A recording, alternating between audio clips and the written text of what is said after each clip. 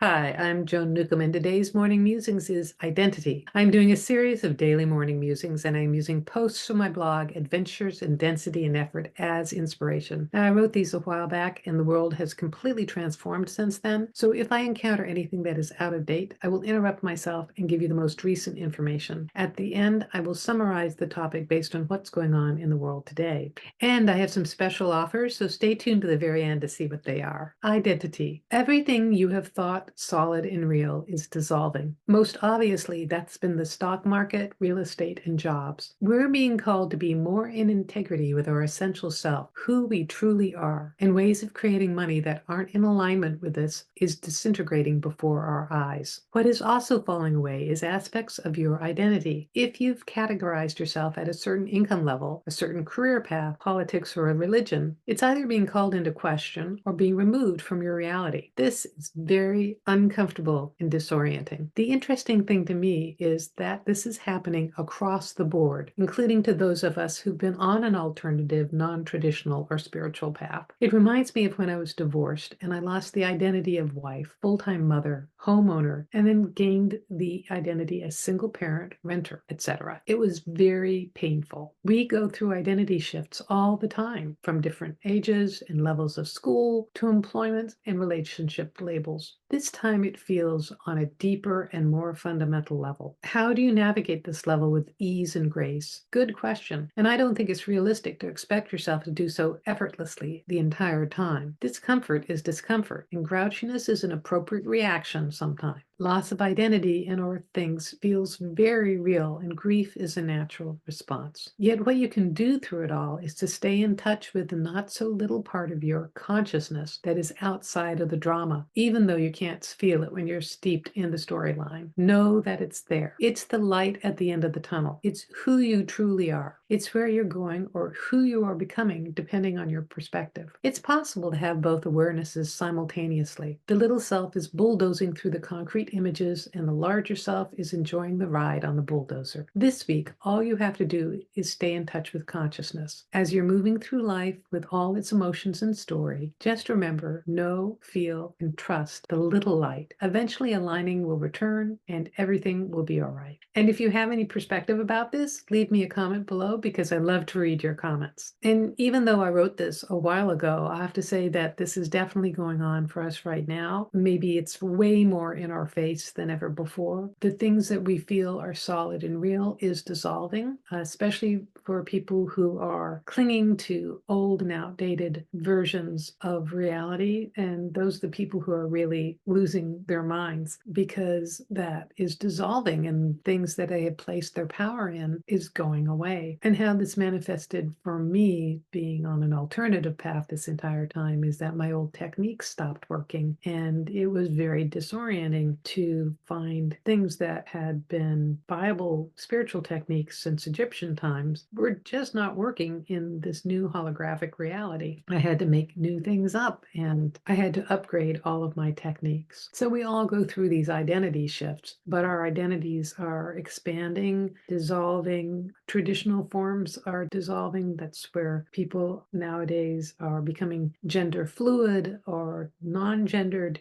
because as consciousness comes into form, it's like a higher vibration coming in and disintegrating the solidity that has been restricting us from our expansion. So the thing that does make it easier is acknowledging that you are consciousness, and making choices, taking actions from the perspective of consciousness makes this so much easier to grow and navigate through. So if you like these videos, please click the like button and also subscribe, and that way you're telling YouTube to share this with more people and get this out to someone who really needs this information. And if you want a free sample of one of my consciousness techniques, click on the link below to the skybox technique. It'll give you an expanded viewpoint as consciousness and give you great information about how to navigate these times. And if you want manifestation techniques, my self-study course, Manifesting Money and Miracles, will teach you how to embody vibrations that will create internal change and reflect on a complete transformation of your reality. So click on the link below for that. And if you want to know more, my website is joan-newcomb.com, and there you can learn about my private sessions where I take a look at the essence of who you are and what's going on in your life today, and I can answer any questions that you might have have, and it's all recorded just for you. Now, if you want to learn how to do this for yourself, Manifesting Money and Miracles is a great preparation for my coaching special where I work with you one-on-one and I give you specially chosen consciousness techniques for you to transform your life. And you can find out more about that at my website.